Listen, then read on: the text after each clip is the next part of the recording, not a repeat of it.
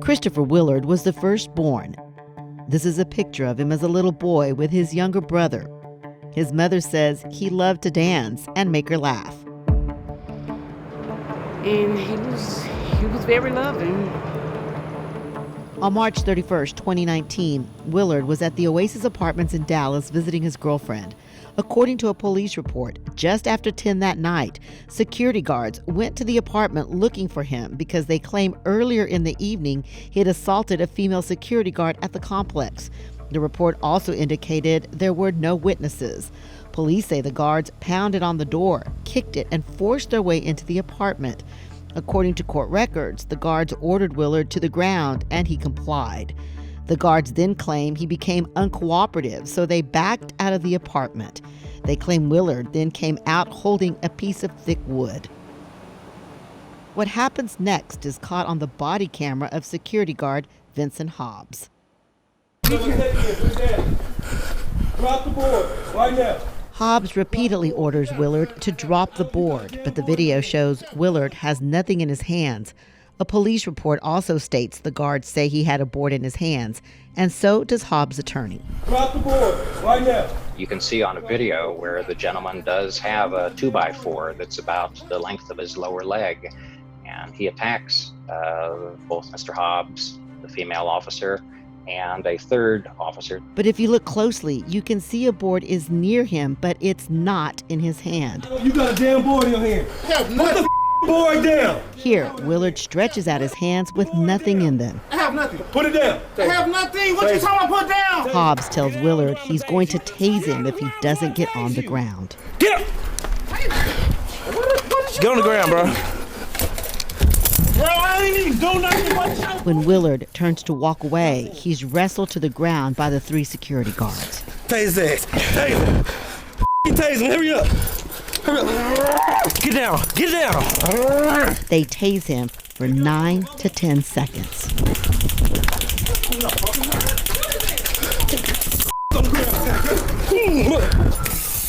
Then they pepper sprayed him, and as he's trying to get away, Hobbs shoots him. The video shows he starts to run away from the guards. Hobbs' lawyer claims differently. This gentleman wheeling, rushing at Mr. Hobbs, had to make a split-second decision whether or not to fire his weapon, not knowing whether or not the person coming at him was armed. The video shows Christopher Willard is not armed, I have nothing. and the family attorney says he appears confused by what is happening. Get down on the ground. I'm going to tase you. Oasis, I just shot him. After he is shot, the guards stand over Willard's body until Dallas police and paramedics arrive. Hey, buddy. In a second video, you see the guards stand around Willard's body until police and paramedics arrive. None of the guards administered CPR. He died later at the hospital. Hobbs' attorney acknowledges none of the guards did CPR. Everybody was in shock.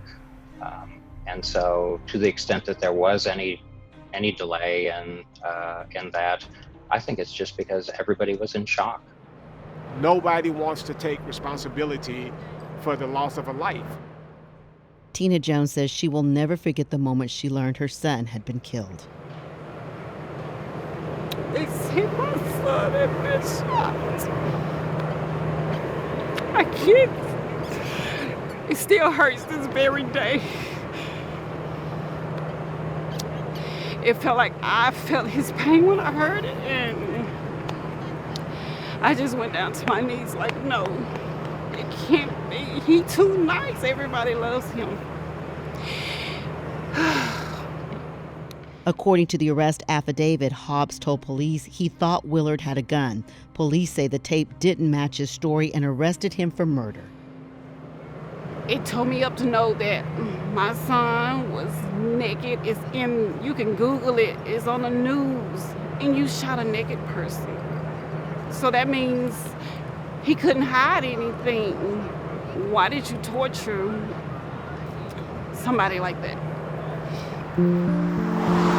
Daryl Washington represents the family and is now suing the owners of the Oasis apartment homes on Ledbetter Drive, saying the lighting at the complex was poor, but he also says the security guards were not properly trained.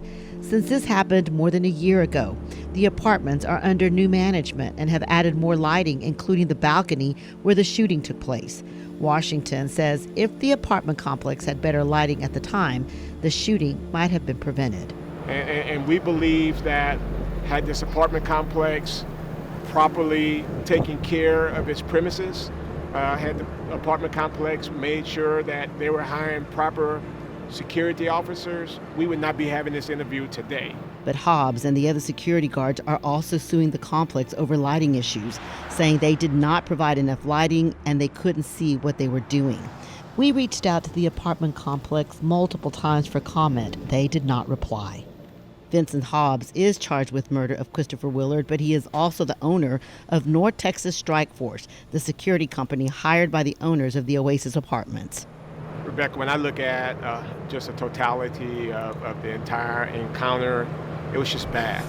WFAA has learned Texas does not require security guards to take any taser training courses, but law enforcement officers typically have at least 12 hours of required training to be certified and then have to requalify every 2 years. We asked Hobbs' attorney if he had any CPR or taser training. He says he doesn't know, and the state of Texas does not require that training, so there are no records. The family's just basically been left out in the dark.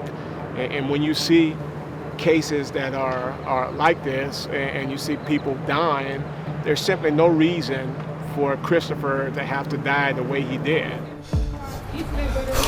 Hobbs' attorney claims Willard was acting erratically and says the autopsy showed he had PCP in his system. But the family attorney says the question remains, why did the guards not wait on DPD and instead confronted Willard by themselves? Typically, security guards have no arrest power, so their role is to report to police, not to try and take people into custody. For Tina Jones, this has been a nightmare. She lost her firstborn son and says he did not have to die that night. In Dallas, I'm Rebecca Lopez.